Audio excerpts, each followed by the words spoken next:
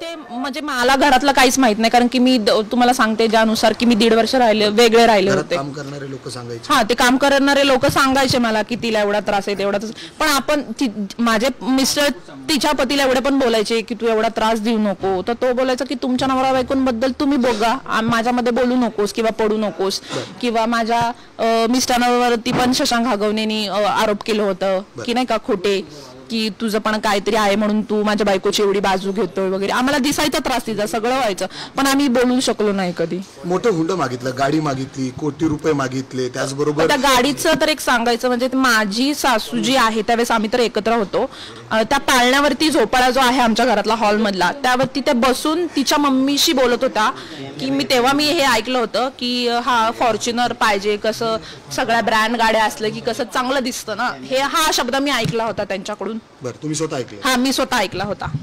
बरं, म्हणजे पैसे हे सगळं मागायचे ते?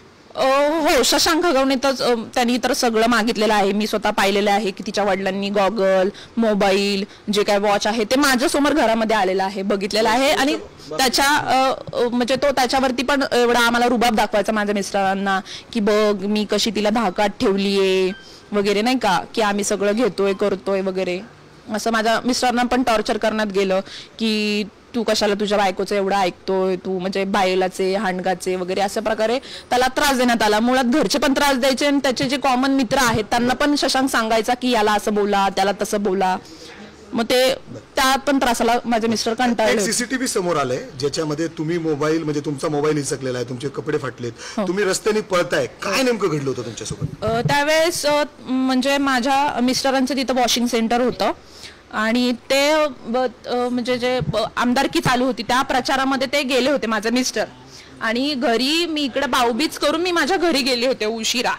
तर त्यांचं काहीतरी फोनवरती बाचाबाची चालू होती. माझी सासू आणि सासरे माझ्या नवऱ्याला खूप घाणघाण प्रकारच्या शिव्या देत होते. तर त्यानुसार मला कळलं की हे माझ्या मिस्टरांशी बोलत आहे. त्यामुळे मी बाहेर जाऊन थांबले. मी ऐकत होते की ते काय बोलतात आणि इव्हन माझ्याकडे ते रेकॉर्डिंग सुद्धा फोनमध्ये चालू ठेवलं होतं मी.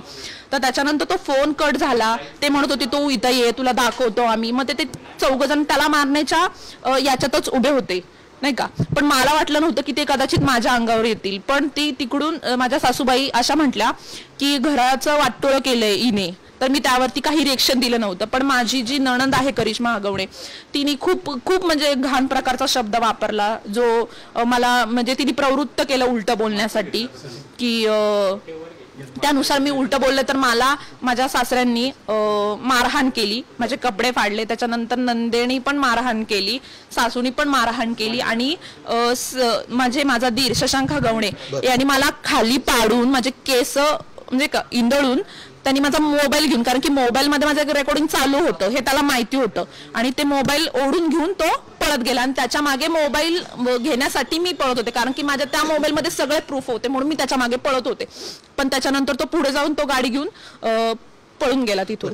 तुम्ही हे पोलिसांमध्ये तक्रार दिली होती का? तेव्हा पोलिसांवर काय प्रेशर असायचं का? कारण हे एक पॉलिटिकल कुटुंब आहे बघितलं तर.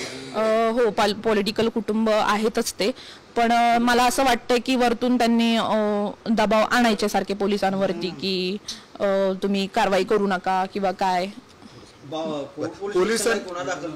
तुम्ही तक्रार दिली आहे का कधी? 6 महिन्यापूर्वी की विनयभंग आणि काय संदर्भ होता तो आणि त्याच्यासाठी दिला होता? हो, त्याच्यासाठी दिला होता की त्यांनी मला मारहाण केली, माझ्या नंदेनी, सासऱ्यांनी आणि दिरांनी, की मला उचलून आपटलं, जे माझे केस इंदळले आणि मोबाईल घेऊन पळून गेला. आणि त्याच्यानंतर आमच्याकडे गाडी नव्हती, म्हणून मी दुसऱ्याच्या फोनवरतून माझ्या आईला फोन केला की इथं मला त्यांनी मारलेलं आहे, तू पटकन ये. मग ज्यावेळेस त्यांची गाडी आली त्यावेळेस मग मी पौड पोलीस स्टेशन मध्ये गेले. पण पौड स्टेशन मध्ये पण मी 9 वाजता गेले होते तिथं, पण तरी त्यांनी माझी तक्रार घेतली नाही. त्यातही समझोता करत होते ते. आणि त्याच्यानंतर माझी 2:30 ते 2च्या दरम्यान माझी कंप्लेंट त्यांनी FIR दाखल केली.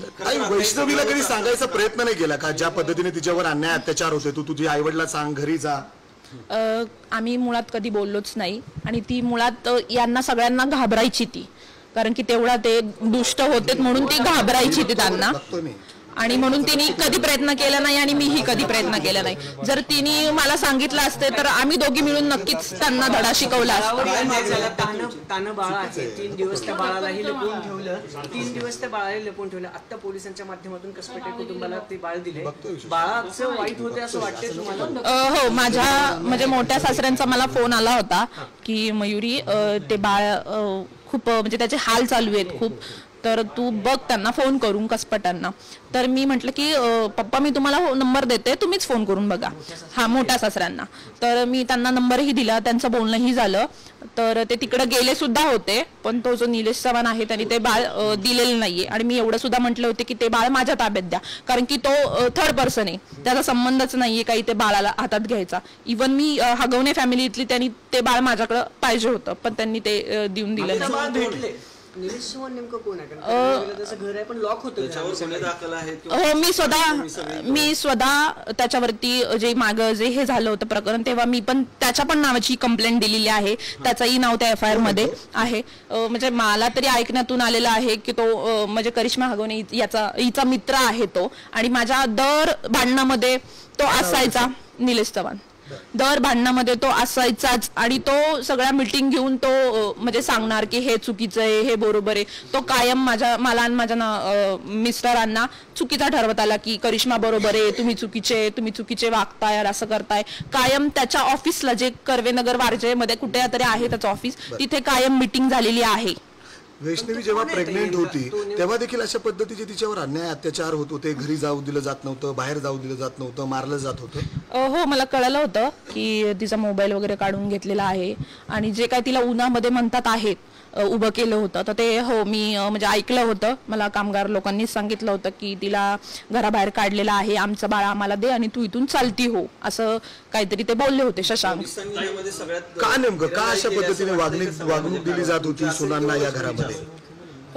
मूळ कारण जे आहे, ती माझी नणंद आहे, तिला आमचे कधी लाड केलेले किंवा काही असेल, तिला ते पाहवत नव्हतं की तू यांच्यासोबत क्रूर वा. इव्हन आम्हाला साडी घेतली तरी म्हणायची ही साडी का घेतली, तिला मला पण साडी तशीच पाहिजे. म्हणजे सगळ्या गोष्टींमध्ये तिचं वरचढ. आणि घरामध्ये आमच्या म्हणजे माझे सासू सासरे बाजूला राहिले, पण सगळं तिच्याच गोष्टीनुसार होत होतं. म्हणजे ती म्हणली उठायचं की उठायचं, ती म्हटली बस की बसायचं, हे सगळं तिच्याच म्हणण्याने चालू होतं. ताई, या निमित्तानं तुम्ही जेव्हा अंत्यविधीला गेला होता तेव्हा परिवारासोबत काय बोलणं झालं, संवाद झाला का त्यांच्याशी? नाही, त्यांनी काय सांगितलं तुम्हाला? नाही, मी त्यांना अंत्यविधीला मी गेले होते, मला कळालं होतं की तिची या टायमिंगला आहे, तर मी गेले होते. तर मी तिच्या घरी पण गेले होते, तिच्या मम्मीला पण मी बोलले होते की माझी मदत काय लागली तर तुम्ही मला नक्की सांगा, एक मुलगी म्हणून. तिचे वडील सुद्धा माझ्याशी बोलले होते की तू माझ्या पाठीशी उभं राहायचं आहे. मी त्यांना म्हटलं होतं की मी कायम तुमच्या पाठीशी उभं राहील, एक मुलगी म्हणून तुमची. वैष्णवीचा स्वभाव कसा होता? तिचा स्वभाव खूप म्हणजे सॉफ्ट जो होता आणि शांत जे म्हणता येईल त्या प्रकारे ती होती, तशी सहन करायची. हो. तुम्ही पोलिसांना तक्रार दिली, जर पोलिसांनी आज योग्य वेळी दखल घेतली असती तर ही वेळ आली नसती? हो, बरोबर आहे. जर पोलिसांनी इथे कारवाई केली असती योग्य, तर कदाचित हे झालं नसतं, आज हे टळलं असतं. आज काय भावना आहेत म्हणजे जेव्हा अशा पद्धतीने हे सगळं घडतंय, आणि म्हणजे लहान मुलगा देखील खूप म्हणजे सगळे प्रयत्नानंतर तो घरी येतोय? जसं मी सांगितलं आहे तसं मी ते लहान बाळ जे आहे ती मी अजूनपर्यंत मी समोर बघितलेलं नाहीये, किंवा अजूनपर्यंत मला त्यांनी कधी बघून नाही दिलेलं की बाई जी सावली पडेल, हिच्या हातात द्यायचं नाही किंवा काय, हे अजूनपर्यंत मी बघितलेलंच नाहीये. पण मला कळालं होतं त्यानुसार मी त्याचा सांभाळ करायला सुद्धा मी तयार होते. तुम्हाला जो त्रास दिला जात होता तो कधीपासून, आणि ज्या आता पोलीस कंप्लेंट आहेत किंवा न्यायालयामध्ये या सगळ्या प्रक्रिया सुरू आहेत, तर त्याचा स्टेटस काय आहे? न्यायालयात तर लगेच तर काही स्टँड नाही होत असं सांगितलं होतं. पण जेव्हा मी याच्या आधी पण 2दा NC दिली होती, पण तेव्हा पण दखल नाही घेतली. 3rd टाइमला त्यांनी FIR केली, पण ती पण खूप लेट केली, पण त्याच्यावरती पण त्यांनी दखल